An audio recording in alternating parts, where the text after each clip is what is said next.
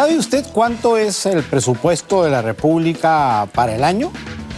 Para el 2021 fue de 183.000 millones de soles.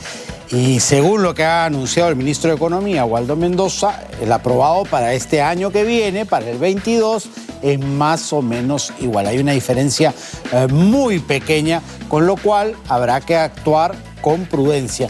Pero ¿cómo se limita el presupuesto? ¿Es que acaso el siguiente gobierno podrá ampliarlo, modificarlo en alguno de sus aspectos? Todo eso lo vamos a conversar el día de hoy con César Fuentes, que es profesor de SAN y director de la Maestría de Gestión Pública. ¿Cómo estás?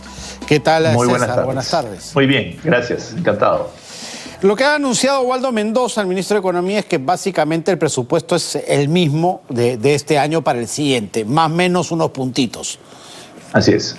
El tema es que hay varios temas complicados, ¿no? Uno es el hecho que el presupuesto debe estar bordeando más o menos los 200.000 millones de soles. Eso es lo que tengo entendido que ha hecho el ministro Mendoza.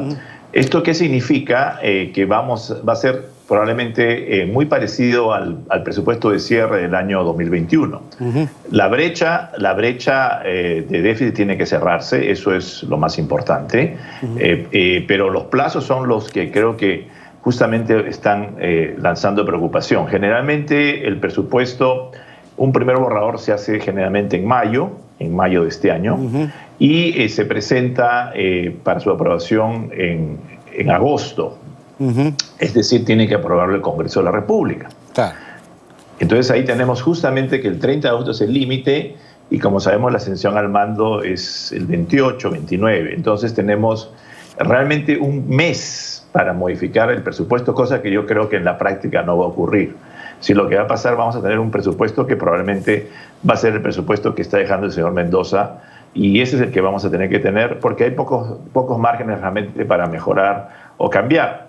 Y el otro tema también que es importante es que según la ley de presupuesto solamente puedes tener un déficit fiscal de 1% del PBI, y a pesar de los ajustes que se van a hacer, porque va a ser un presupuesto muy austero, vamos a tener un déficit probablemente bordeando el 3 o 4% del PBI. Entonces hay dos cosas importantes que tienen que hacer. Dadas las circunstancias económicas mundiales, ¿ese déficit es preocupante? El preocupante sí es en el sentido de que todavía no vamos a poder cerrar la brecha fiscal.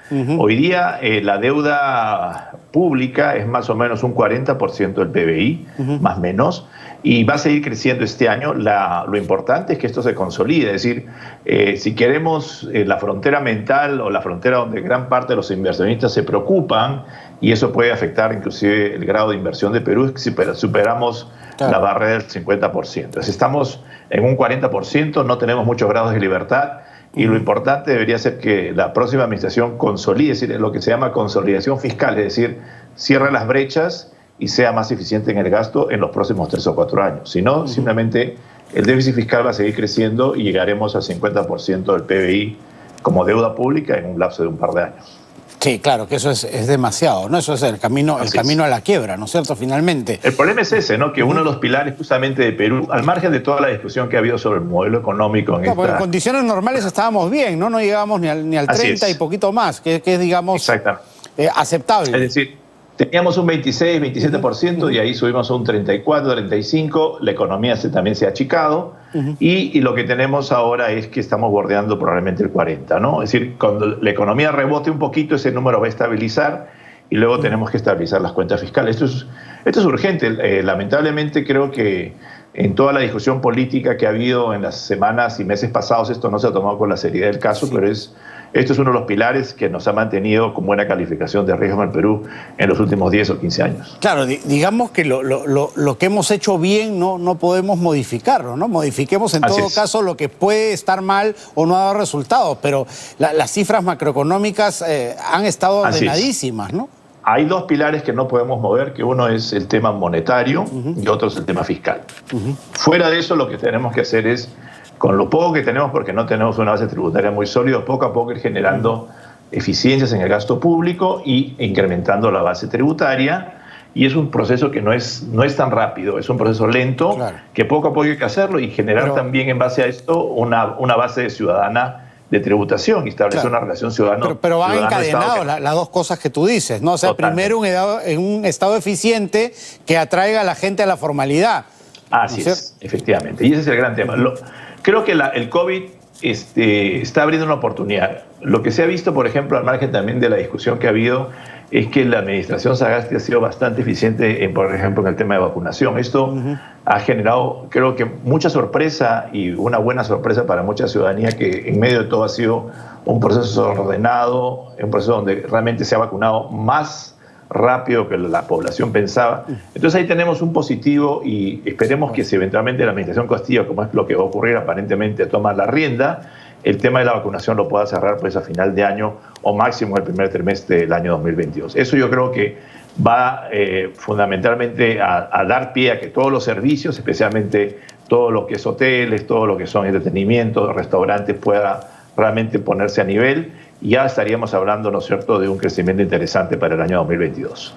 Esperemos que eso ocurra. Ahora, ¿el presupuesto, una vez aprobado, está escrito en piedra o hay modificaciones que en el camino se le pueden hacer? Hay modificaciones. Hay lo que se llama el PIA, que es el presupuesto inicial, el presupuesto de inicio, y luego pues, hay el que se modifica. Por ejemplo, a raíz de la crisis del COVID, el presupuesto inicialmente era 183.000 y a raíz de todo el tema se gastó alrededor de 210. Es decir, si hay espacio para hacerlo, estas aprobaciones tienen que pasar lógicamente por el Congreso, pero en la medida que hay una urgencia, se puede hacer. Otro tema es que también tiene que ser aprobado el Congreso los topes. La ley de presupuesto señala que máximo podemos tener un déficit fiscal de 1% por año, claro, y excepcionalmente... Por eso necesitamos un Congreso responsable también, pues, ¿no? Lógicamente, ¿no? Porque si realmente no lo hacemos, el ministro de Economía estaría incumpliendo, ¿no es cierto? Y sería, lógicamente, una posibilidad de vacancia, pues que, por ejemplo, no se aprueben los topes en términos, por ejemplo, del 1%. Tiene que ser aprobado el Congreso y eso tenemos,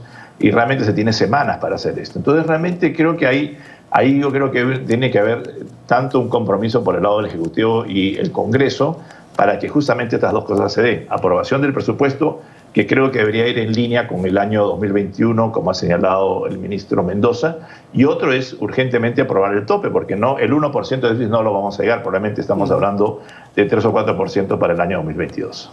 Se hablaba hasta de 5, ¿no? 5, 5,5. Sí, es probable. Estamos hablando, un punto porcentual son 2.000 millones de soles, 2.000 millones de dólares, perdón, al tipo de cambio. Hoy día son 7, 8 mil millones de soles, que eso es lo que probablemente pueda gastarse en una emergencia sanitaria. Entonces, realmente los números van a depender mucho de cómo resolvamos el tema de sanitario y esperemos que no haya pues un rebote como se está planteando a veces del COVID, ¿no? Hoy día hay posibilidades de que esto vuelva, ¿no es cierto?, de nuevo tengamos otra nueva ola, esperemos que no ocurra, pero si esto ocurre estaríamos pues también con un problema sanitario problemático el año 2022.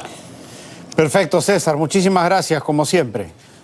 Encantado. César Fuentes, profesor de SAN, director de la Maestría de Gestión Pública, ha estado con nosotros. 3 de la tarde ya con 50 minutos.